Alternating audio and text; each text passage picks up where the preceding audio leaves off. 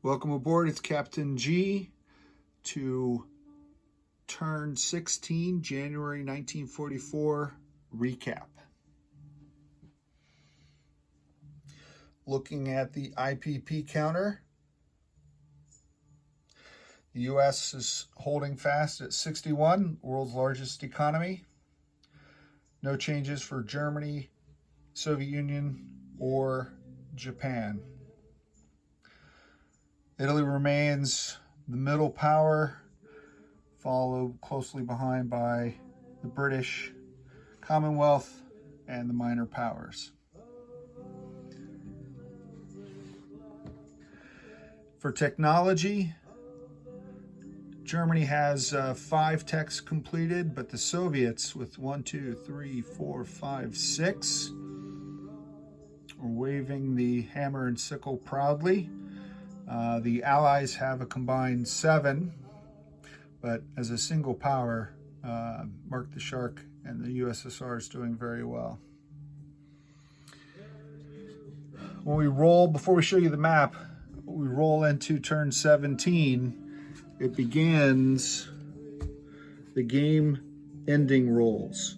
So next turn, at the end of the US turn, Lancer Bolt will roll a die, and if he gets a 1, the game ends. And depending on how many major power capitals, right now it's only 2, are lost, he adjusts that roll. So with Paris and Calcutta fall into the Axis, really a 1, 2, or a 3 will end the game for us. For strategic objectives, the Axis still hangs on with a 6-2 lead for Comintern, and then the Allies. We roll into the map. Major events this last round.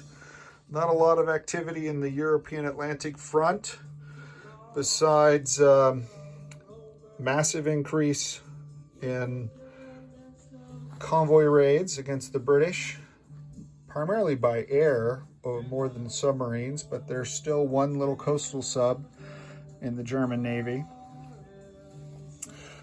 This empty space is the site of the US-Italian battle at the end of last round. That was decisive and was not really decided until this turn. This American heavy strategic bomber is the only remnant of the 5th Air Force. They've redeployed down here to Puerto Rico for sunnier weather, I guess. We look in the Middle East. The Axis forces are continuing to mass, and we've seen both German and Italian strategic bombing against British Malaya, slowly whittling down these defending Gurkhas that are holding out here. We have 2 more German strategic bombers, Japanese and Italian, so we'll see what's left when it gets to be Japan's turn.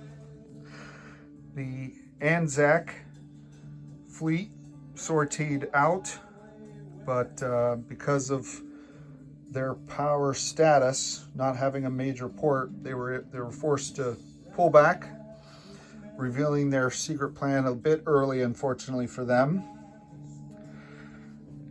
And the US fleet has dropped in the Pacific quite a lot of firepower in port.